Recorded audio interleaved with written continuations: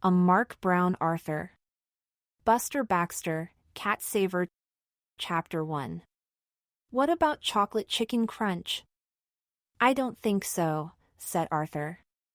He and Buster were standing at the counter inside the ice cream shop.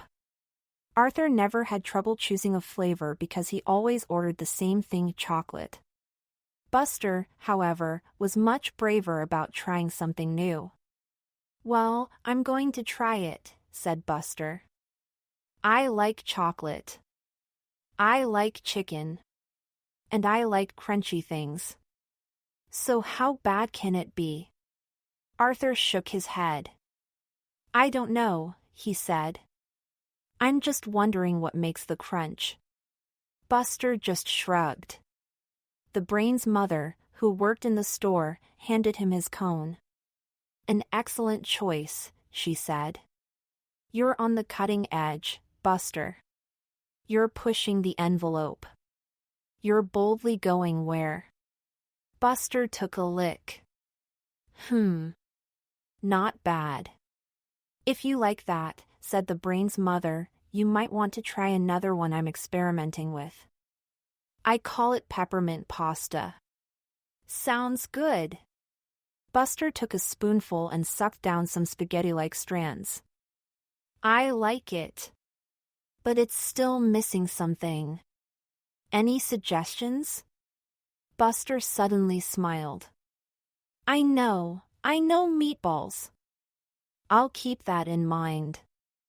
I have one more if you're interested. I'm calling it Rocky Trout. A fishy ice cream, said Arthur. High in niacin and 12 essential 6-tamins, the Brain's mother explained. When it comes to nutrition, you can't get more efficient than this. What's in it? Asked Arthur. Chocolate ice cream, almonds, and breaded fish sticks. Arthur made a face. Breaded fish sticks, he repeated. Buster, however, was curious. He took a big bite and rolled it around in his mouth. Don't worry, Buster, said Arthur. The hospital's close by. An ambulance can be here in no time if you need it. Buster laughed. It's great, he said, giving the Brain's mother a big thumbs up. You're brave to try so many new flavors, she told him. Buster beamed. You really think so? Absolutely.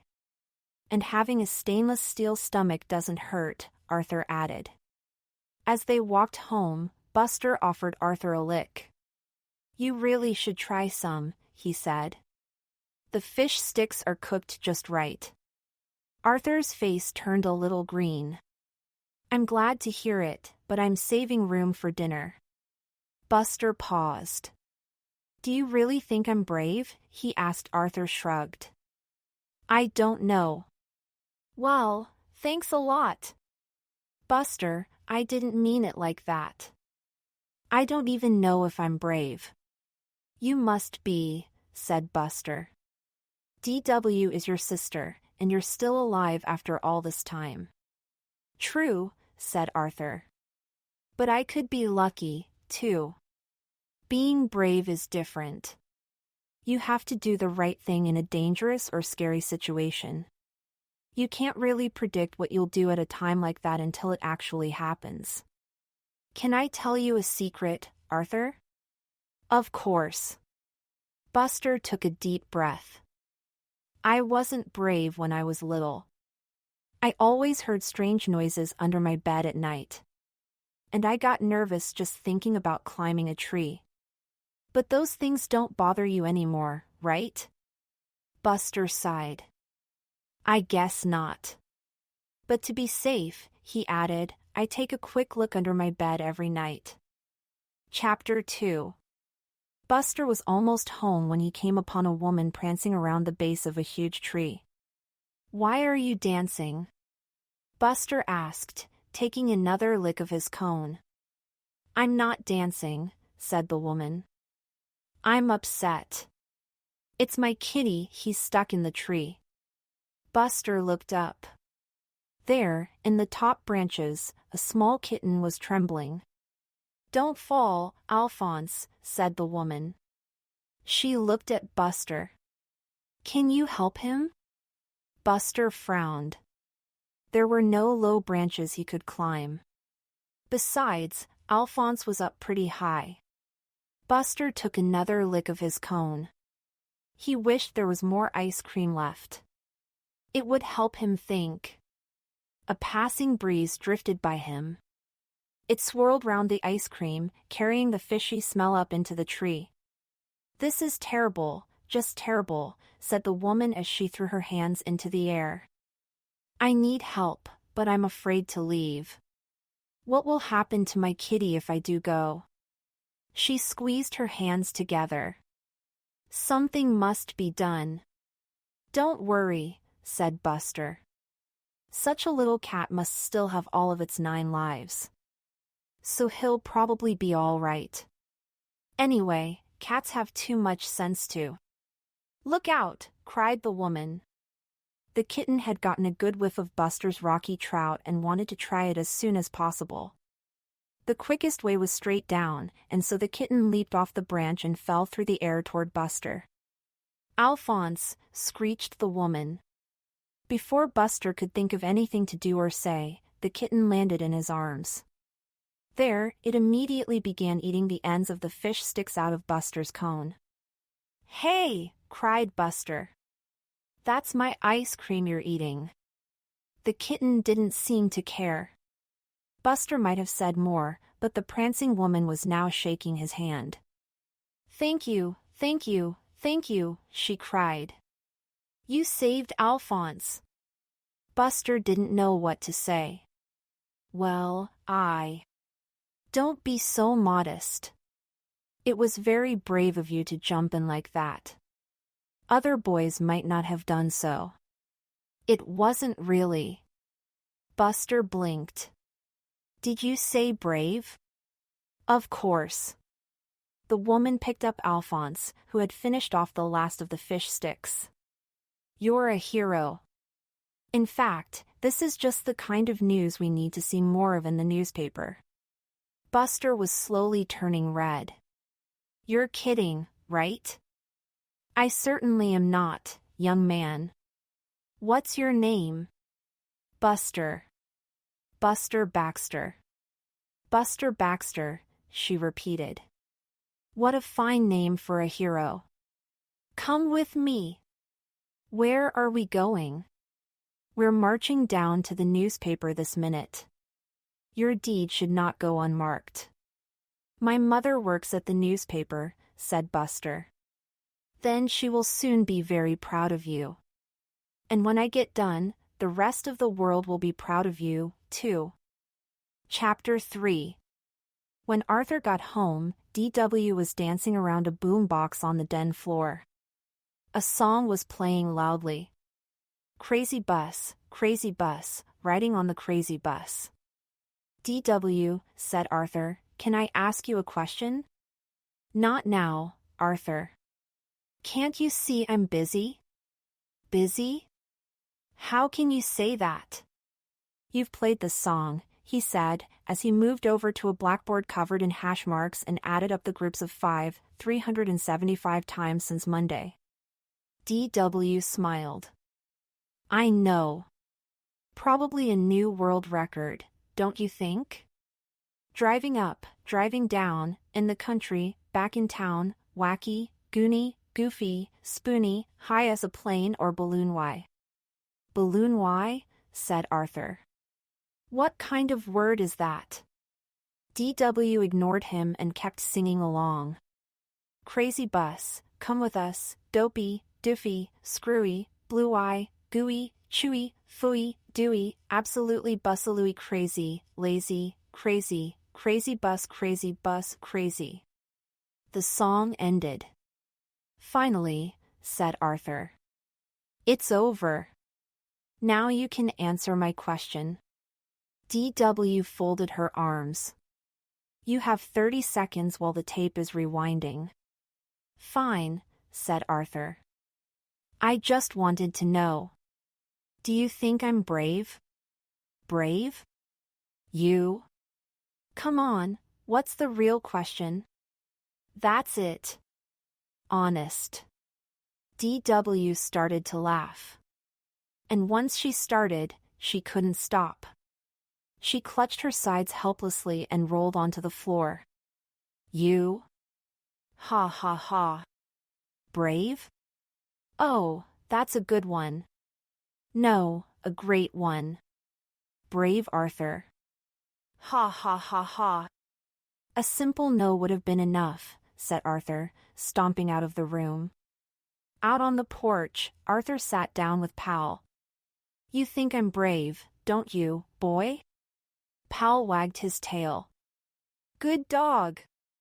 In fact, Arthur went on, I'm probably about the bravest person you know. Right, Pal? Pal moaned and lay down at Arthur's feet. You're right, said Arthur. I should quit while I'm ahead. They sat there quietly for a while. A newspaper boy rode by and threw the evening paper up the walk. Arthur walked over to get it. I'll read the funnies to you, boy. Pal barked. Arthur opened the paper and looked at the headline. Boy hero catches cat, that's Buster, he shouted. Look, Pal! It's Buster! Pal barked. This is amazing. He's on the front page and everything. Arthur jumped up and ran into the garage. Buster's a hero, he told his father, who was loading trays of cookies into his van. If you say so. He is, he is. Arthur insisted, continuing into the house. Buster's a hero, he announced to his mother, who was hunched over the computer. That's nice, dear. Arthur even poked his head into the den, where DW was still dancing. Buster's a hero, he shouted over the lyrics. Don't get me started again, said DW, holding her sides.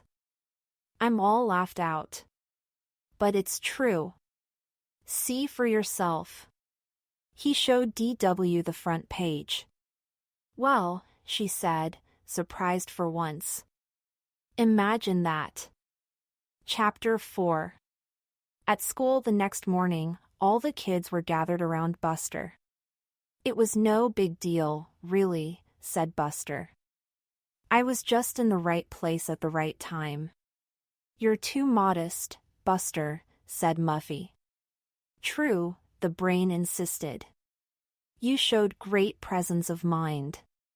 You really had to think on your feet. Buster blushed. What's the matter? Asked Francine. Cat got your tongue? Everyone laughed. The crowd suddenly parted as Binky pushed in from the back. So you're a big hero, huh? He said, towering over Buster. Everyone shifted uncomfortably. Well, said Buster, that's what people are saying. Yeah, that's what I heard. So I was wondering. Yes? Buster squeaked. Binky took a deep breath. Can I have your autograph? He held out a piece of paper. Later, at a special school assembly, the principal, Mr. Haney, stood at the podium. It's not often that we get the chance to honor one of our own students at Lakewood Elementary. But today we have that pleasure. Let's give a big round of applause to a special hero, Buster Baxter. As the students cheered, Buster shyly stepped up to the microphone. Testing, testing. Is this thing on? Any words of wisdom for your classmates? Mr. Haney asked. Buster paused. I was just doing my best, he said. Everyone cheered again. On the way home with Arthur, Buster couldn't stop talking. You wouldn't believe what a day I've had. Everyone's been so nice to me. Sue Ellen offered to give me batting lessons. And Muffy actually gave me a cream puff at lunch. The kind with the rainbow sprinkles? Buster nodded. Arthur looked impressed. Wow. Muffy never shares those with anyone. As they continued walking, Arthur noticed people stopping to point at Buster. It's him! The cat saver! The kid hero! Amazing, said Arthur. Everybody knows you. You think so? Buster waved to the passing crowd. They waved back. Hey, you're right. At the ice cream shop, there was a SP style on a flavor named after Buster. See that? Said Buster. Just for me. There was also a sign Buster Eats Here in the window. It's like a dream, said Buster. But even better. Why is it better? Asked Arthur. Because, said Buster, it's real. The dream continued the next day when a reporter and a photographer showed up at school. They're doing a follow-up story, Buster explained to Arthur. He turned to the photographer. Get a picture of me with my fans, classmates. During recess, the reporter stood with a tape recorder as Buster told the story again. Arthur, Francine, and Binky were listening. Then, said Buster, the helicopter lowered me toward the kitty. I had to leap with precision and timing, risking my very life. I'm getting a little tired of this story, said Francine. Not me, said Binky. It's different every time. This is the first I've heard of the helicopter. Arthur had noticed that, too. The story was changing, becoming bigger and grander with each retelling. Arthur was glad Buster was enjoying his big moment in the sun. But he couldn't help feeling that clouds were gathering on the horizon. Chapter 5. You don't look very happy, Arthur, said Mr. Red, turning on the oven.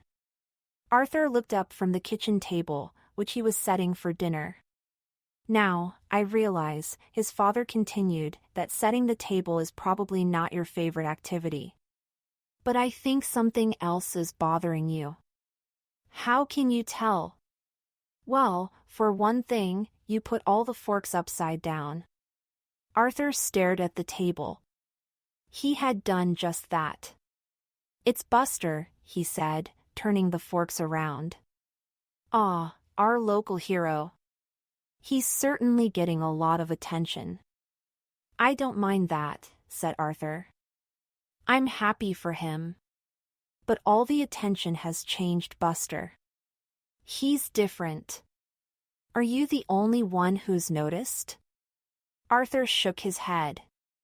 Oh, no. The whole class has noticed. In fact, everyone is mad at him because he's acting like such a big shot. Mr. Red took a chicken out of the refrigerator. What has he done exactly? Well, when we went to the movie theater yesterday, there was a long line. I figured we would go to the end as usual. Not Buster. He pulled me past everyone all the way to the front. I told him we couldn't just cut like that. He just laughed and pulled out his picture from the newspaper. I'm Buster Baxter, he told everyone. The Buster Baxter. Then what happened? Asked Mr. Reed. The kids in line grumbled a little, although nobody actually complained out loud. But then the usher gave Buster a big salute and waved him through. I told you so, Buster said to me.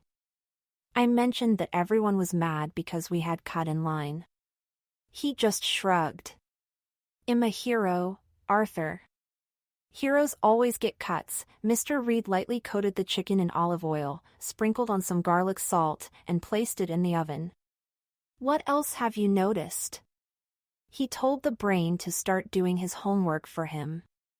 Mr. Reed laughed. What did the brain say to that? He asked Buster why. And Buster explained that he was going to be very busy patrolling the neighborhood and looking out for other cats in trouble. Mr. Reed sighed. I once had a friend who did almost the same thing. He put out a fire that had been accidentally started in the woods. The firemen made a big deal about it and let him ride around on their truck and use the siren. He was getting plenty of compliments, too. Pretty soon he started thinking he was too hot to handle. What happened in the end? A bunch of kids ambushed him with pails of water. That finally cooled him off. But it was also embarrassing. I was always sorry that I hadn't spoken to him sooner. It might have made a difference. And I was his friend, after all. Arthur looked at the floor. Do you think I should talk to Buster? You have to decide that for yourself. But I will say one thing, being someone's friend isn't always easy. Arthur nodded. That's for sure, he said. Chapter 6. I'm glad you asked me over, Arthur told Buster. We need to talk. They were standing in Buster's room. It was messier than usual because, as Buster had explained, heroes don't clean up after themselves. Buster, can I tell you something? Look at this first, said Buster, pulling some papers from under his bed. Arthur looked at the first page. Cat Saver, he said. It's the TV show I'm writing. It's based on my own true-life adventures. Adventures? Buster, you've only had one adventure. Buster ignored this. Naturally, he went on, I'll be the star. Which is only right because all famous heroes end up on TV. Buster, I really think we should wait, listen to this. Buster cleared his throat. Our story begins in a top-secret headquarters.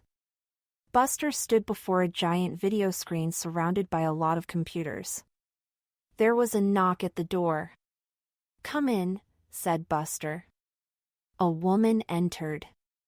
Thank goodness I found you, Cat Saver. Can you rescue my car? Yes, wait a minute. Your car? Not your cat? She nodded. You're my last hope. Buster thought about it. Is your car up a tree? Yes. That's why I thought of you. Said Buster, a car up a tree. That would be a challenge. Please. I fear my car has little time left before it's too late. Buster jumped up. Then, he declared, we haven't a moment to lose. He leaped over to a tuba standing on end nearby. He blew into the mouthpiece and a costume flew out and enveloped him. Topped by a shirt with the symbol of a cat in a tree, the costume included power gloves and big jumping boots. A roar filled the room as jets in the bottom of the jumping boots lifted Buster into the air. I'm on my way, he shouted, before crashing through the window. But when Buster reached the tree, there was no car in sight. No sign of a struggle or tire marks, and yet the car is gone. It must be a trap. That's right, said the woman, who had followed him in a motorized cat litter box. She pulled off her disguise to reveal herself as the evil catnapper. I had to get you out of your lair. Now we will deal with you once and for all. We, said Buster. Catnapper clawed at the air and her two masked assistants came out of hiding. Cat Saver looked them over. All right, you evil fur balls, he said, let's see what you're made of. Okay, Buster, said Arthur, I get the idea. Cat Saver knew this battle would be a hard one. He dashed Buster. Buster took a deep breath. Sorry, I just like getting into the part. So, what do you think? What do I think? Arthur sighed. I'll tell you what I think. Everybody's tired of all this hero stuff. Really tired. Buster was silent for a moment. Well, he said, I never expected this from you. Expected what? That you'd be jealous. Me? Jealous? What makes you say that? Buster just smiled. A hero, he said, can always tell. Chapter 7. Arthur sat in the tree house with Francine and the Brain. So what did Buster say? Francine asked. First, he said I was jealous. I tried to explain to him that very few TV shows actually get made and that none had ever been written by a kid about himself. What did he say to that? Asked Francine. That it was about time the situation changed, and that he was just the person to make it happen. He certainly got the confidence part down, the brain admitted. He also told me I'd be invited to all the cast parties, so I wouldn't feel left out. Francine frowned. What about us? I'd like to go to a cast party, too. Francine. There could be famous stars there, sipping those drinks with the little umberloss. Francine. And talent scouts. Francine patted her hair. I could be discovered, maybe even get my own show. Francine, the brain shouted. This isn't really going to happen, remember? But, still. The brain went on, did Buster have any other reasons he thought his show would be a success? Well, said Arthur, he explained that the concept would be a new form of edutainment. Edutainment? Francine repeated. Is that really a word? Arthur shrugged. It is according to Buster. The idea is supposed to be a mixture of education and entertainment, the brain explained. Often, though, it's the worst parts of both. Arthur shook his head. Not to Buster, he said. Then this problem is worse than I thought, said the brain. We have to get Buster to understand what he's doing. A lot of the kids are already complaining. If he keeps it up, soon nobody will be talking to him. Francine sighed. And it's not like he saved the world or anything. I mean, a kitten is important, but... I know, said Arthur. But just for a minute, pretend you're Buster. He's never had a chance to look special, to have people oohing and awing over him. This is his moment even if he has gone a little overboard. What if we all talked to him together, said the brain. Arthur watched a spider spinning its web in the corner of the tree house. I don't think he'll even listen. He'll just say we're all jealous. In that case, said Francine, we'll have to teach him a lesson. We need to make him realize that he's not quite as much of a hero as he thinks. Arthur brightened. I have an idea, he said. If Buster was just lucky the first time, then he wouldn't know what to do if he had to save a cat again. True, said the brain, but what are the odds of Buster being around when another cat gets stuck in a tree? He paused and then smiled. Oh, I see, we're going to give the odds a little help. But what if Buster succeeds this time, too? Arthur sighed. We'll just have to take that chance.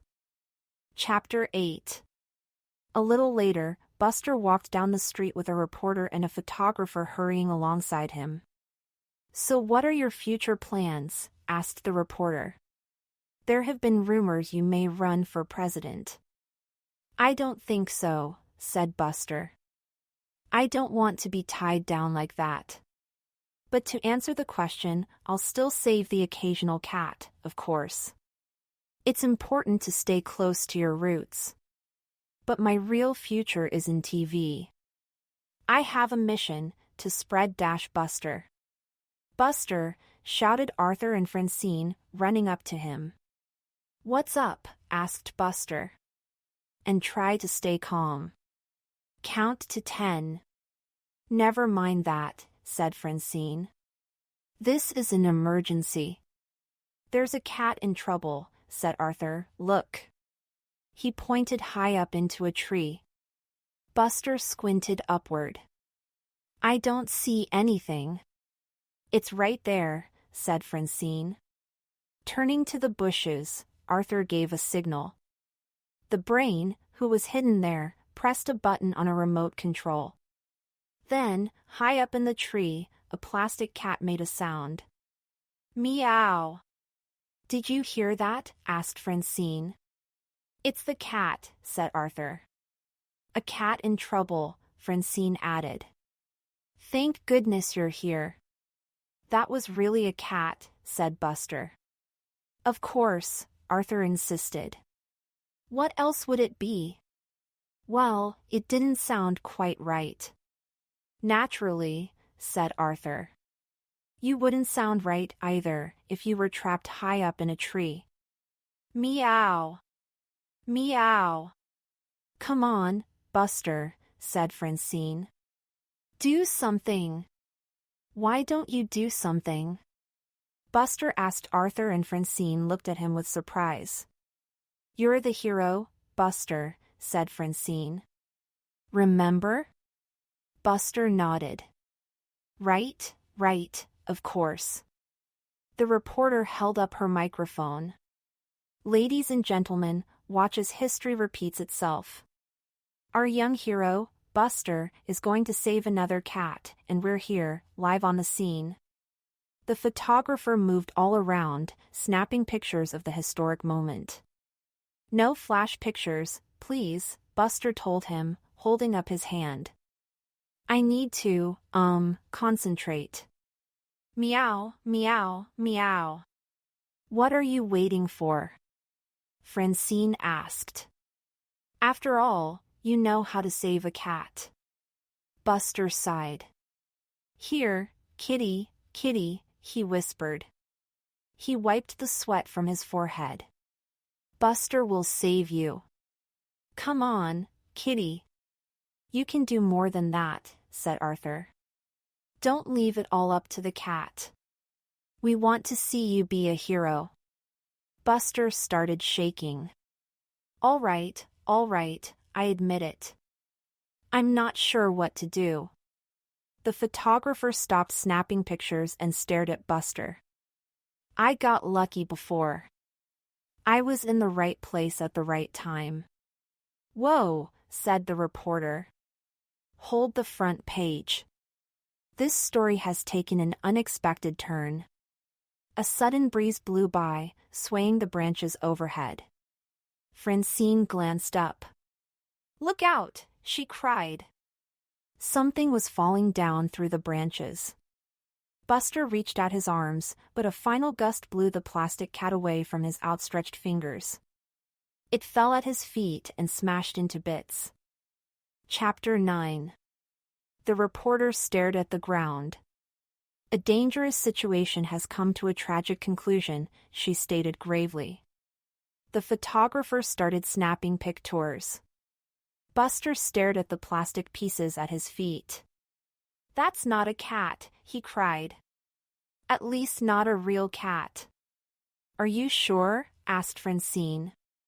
You know, some cats are pretty unusual. Siamese, Manx. Buster hesitated for a moment. Then he shook his head. He pointed his finger at Arthur and Francine. This was a setup. You two faked this whole thing to make fun of me. We did not. Francine insisted. Well, then to make me look bad. In the face of a disaster, the reporter continued, there is always plenty of blame to go around. And sometimes, the finger-pointing can get quite ugly. We didn't want to make you look bad, said Arthur. But you wouldn't listen to me. We just wanted to get your attention. Buster, we're proud that you're our friend and that you saved the cat, but you've gone too far. He took a deep breath. I wish there was another way to say this, but everyone's tired of you bragging and acting like such a big shot. Buster started to speak, but no words came out. He looked down at the remains of the plastic cat and then back up into the tree. Okay. You're right. I'm sorry I acted that way. Will you forgive me? Arthur folded his arms.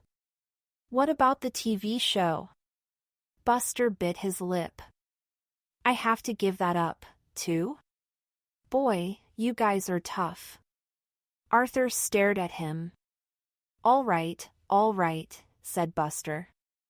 As the TV show fades to black, said the reporter, only the possible presidential campaign remains.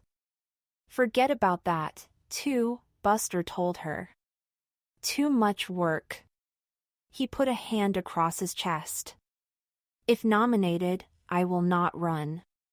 If elected, I will not serve. I am not Lookout. Runaway piano. Very funny, said Francine. Trying to get back at us, eh? Said Arthur. Really, Buster, you can do better than that. We're not falling for that old runaway piano triag. Buster dove at Francine and Arthur, pushing them onto the grass. Hey! Francine shouted. A huge piano rolled past them. If Francine and Arthur had stayed where they had been, they would have been flatter than a leaky tire. That was close, said Buster. Too close. Two piano movers came huffing and puffing down the street. They were gaining on the piano, but slowly. Sorry, shouted the movers as they ran past. Arthur and Francine shared a look. We would have been crushed, said Arthur. Very crushed, said Francine. Buster saved us. The photographer moved in for a picture as a crowd gathered. News is where you find it, said the reporter. And we just found it big time. Buster Baxter, you've done it again. What are your thoughts, your heroic thoughts, at a moment like this? I'm glad you asked, said Buster, putting his hands on his hips and sticking out his chest as far as possible. Oh, no, muttered Arthur. Here we go again. Chapter 10. High above an unsuspecting city, a piano fell out an apartment window. A woman stuck her head out after it. Look out below, she yelled as the piano fell toward the street. The people on the sidewalk looked up, frozen in terror. There's no time to escape. We're doomed. Suddenly, a costumed figure jetted across the sky on rocket roller skates. His metallic battle suit gleamed in the sunlight. When pianos run amok, I spring into action. And who am I? Buster Baxter, piano tamer. Now you'll have to excuse me, I have a job to do. In the blink of an eye, Buster dove toward the falling piano, catching it just moments before it crushed a sidewalk full of people. Anyone can save a cat, but only one hero can tame a wild piano without hitting a false note. You're kidding, right? Said Arthur. Buster looked up from his notes and flexed his muscles. It would make a great movie. I see a costume with all 88 keys going around my chest and back. I don't think so. It would be great. No way. How about a CD? Dream on. Buster paused. A tape? Can I have a tape? Arthur kept walking. Buster, you've shown you're a hero. You should be happy with that. It's a good start, Buster admitted. But I want more. What about an exercise video? Arthur just shook his head. A comic strip inside a pack of gum? Come on, Arthur, give me a break. Arthur kept on walking. When Buster got something into his head, he held on tight. His bravery might come and go, but one thing was certain. His stubbornness was forever.